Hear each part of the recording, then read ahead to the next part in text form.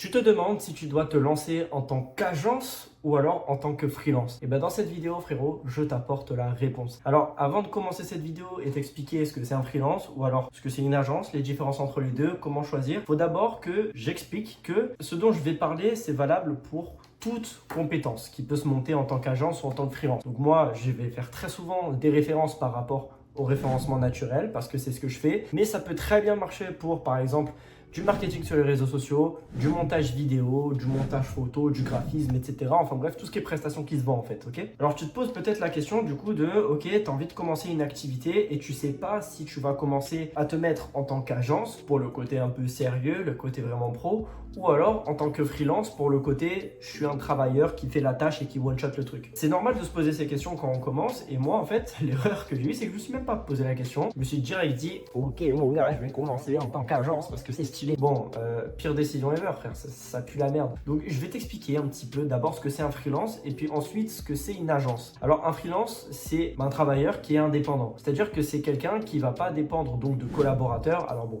peut-être mais ça dépend de la situation.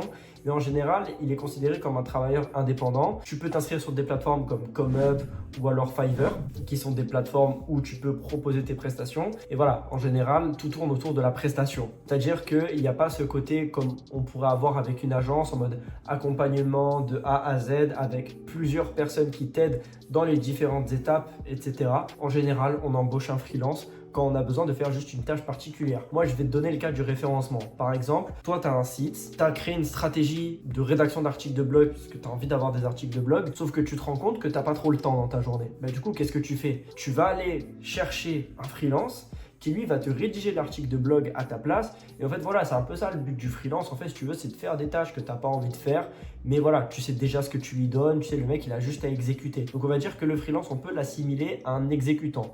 Même si, dans certains cas, un freelance, ça peut aussi être quelqu'un qui te fait la stratégie de A à Z. Mais en général, quand on passe par l'étape de création de stratégie, que ce soit de création de contenu, que ce soit de création de stratégie de référencement. Après, pour les réseaux sociaux, je ne sais pas forcément comment ça fonctionne.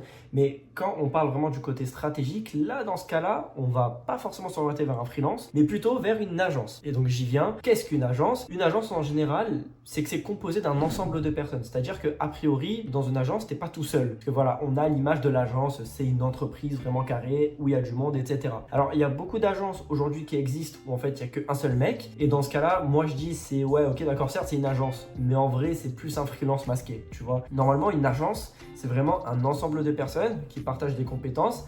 A priori, justement, le principe d'une agence, en fait, c'est pas d'avoir une seule compétence comme pourrait avoir un freelance, tu vois, c'est d'en avoir plein. Et donc, ce qui permet d'être plus large et donc de pouvoir vraiment créer une vraie stratégie de A à Z qui est assez large. Parce que bon, c'est vrai que si, admettons, toi, voilà, tu crées ta chaîne YouTube et tu as besoin de monteurs vidéo, bon, tu vas pas avoir recours à une agence de création de vidéos, c'est-à-dire qu'ils vont venir, ils vont t'expliquer comment filmer, ils vont te dire quelle vidéo faire, comment faire ton script et tout. Enfin bref, je sais pas comment ça fonctionne pour une agence, mais voilà, si tu as juste besoin du montage, tu vas pas contacter une agence, tu vas contacter un freelance. Mais admettons que tu as envie de te lancer sur YouTube par exemple et que tu sais pas, que voilà, tu sais pas comment faire, t'as pas forcément d'idée et tout, bah qu'est-ce que tu vas faire? Tu vas pas juste contacter un freelance. Parce que le freelance, il va dire, bon, ok frérot, enfin, au bout d'un moment, en fait, va te faire foutre, tu vois, va avoir une agence. L'agence, elle va t'accompagner de A à Z. Je pense que tu as à peu près compris la différence. Bon, maintenant qu'on a parlé de tout ça, on peut se dire, ok, mais toi, là, derrière ton écran, qu'est-ce que tu peux choisir? Qu'est-ce qui est vraiment important pour toi? Qu'est-ce qu'il faut? Voilà. Agence ou freelance? T'es venu pour ça à la base. Alors moi, je vais te conseiller selon ce que tu as envie de faire. Admettons que tu sois comme moi, que tu as juste le projet de faire quelque chose, de vivre peut-être de ton activité en ligne, parce que c'est peut-être ça le délire derrière. Bah, si c'est ça, il vaut mieux justement que tu te lances en tant que freelance. Alors je vais t'expliquer pourquoi, t'inquiète pas. C'est vrai que se dire ah ouais, je me lance en agence, c'est trop stylé. Tu vois, tu dis c'est stylé, mais moi c'est ce que je me suis dit. Mais réfléchis 2 secondes. Si tu n'as jamais vendu de prestations sur internet, tu vas commencer en tant qu'agence. Tu vas faire de ta prospection. Admettons que tu arrives à parler à un ou deux clients. Ils vont te dire ok, vous êtes une agence, qu'est-ce que vous avez fait comme projet, etc. Enfin, expliquez-moi un peu ce que vous avez fait. Et toi, tu vas dire ah, en fait, je commence. Tu vas dire mais genre, enfin, tu travailles tout seul, enfin, t'es tout seul quoi. Et toi, tu vas répondre bah oui, je suis tout seul, ouais. Voilà, mais du coup, t'es pas une agence, t'es un freelance en fait. Ah ouais. Donc voilà, frérot, commence en freelance, d'accord? Commence en freelance, tu commences à faire quelques projets. ok? Et puis ensuite, une fois que, voilà, niveau projet, tu as bien réussi à te mettre vraiment bien, voilà, tu as de la bouteille, tu vois, tu commences à avoir de la bouteille dans le domaine, tu commences à avoir une petite réputation. Là, à ce moment-là, tu peux dire, ok, je vais me lancer une agence. Et si tu te lances une agence, il faut que tu aies un but de croissance. Parce qu'en général, un freelance, tu fais tes trucs tout seul, tu vides tes prestations, mais comment dire, si demain tu ne travailles plus, tu n'as plus de source de revenus, tu vois. Alors qu'une agence, le but, enfin, a priori en tout cas de ce que je sais, c'est que le but c'est de scale, tu vois. C'est-à-dire que tu vas commencer ton agence, allez, peut-être que tu vas être tout seul au début parce que voilà, tu es en galère. Tu arrives à avoir assez de clients, vas-y, tu as vraiment le côté pro, etc. Tu arrives à avoir assez de clients. Le but derrière quoi? C'est soit d'embaucher quelqu'un à plein temps, ou soit de travailler avec des freelances, justement, pour qu'ils puissent t'aider. Donc toi, tu fais juste le côté stratégique et le côté opérationnel, tu le files à des freelances. Ou alors la personne que tu as embauchée. C'est ça en fait la différence, c'est que le but après c'est de scale derrière. Et une fois que tu as scale, que tu as, je sais pas si tu as réussi à embaucher du monde, bravo à toi GG.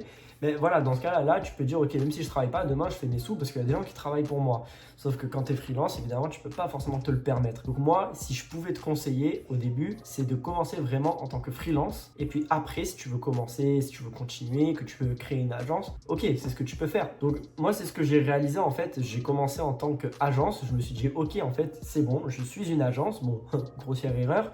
Et j'essaye de réaxer ça. Je me dis, ok, là, je vais plutôt dire, ok, je suis pas une agence, je suis plutôt un freelance. Et donc, qu'est-ce que je fais? Moi, je vous donne ma stratégie. Après, à voir. Je sais pas si elle va marcher ou non, peut-être. Donc, pour l'instant, je me compte en tant que freelance. Je fais des vidéos YouTube pour me faire connaître et voilà, pour montrer que j'ai des petites compétences. Et là, après, à ce moment-là, j'essaierai d'avoir mes premiers clients via ma chaîne YouTube qui me permettra, voilà, d'acquérir un petit peu de personnes, vous voyez. Et à partir de ce moment-là, une fois que j'aurai eu assez de clients, je pourrais là, à ce moment-là, être légitime et dire ok, je lance mon agence. Mais pas avant ça. Parce que l'erreur que j'ai fait, c'est de vouloir lancer direct une agence et en fait, tu as deux clients, ils te prêtent vraiment pour une agence du coup. Et en fait, toi, tu es là, tu travailles pendant plus de 6 mois avec eux, mais tu dis non, non, attends, ça, là, ça vaut pas, là, je me fais baiser.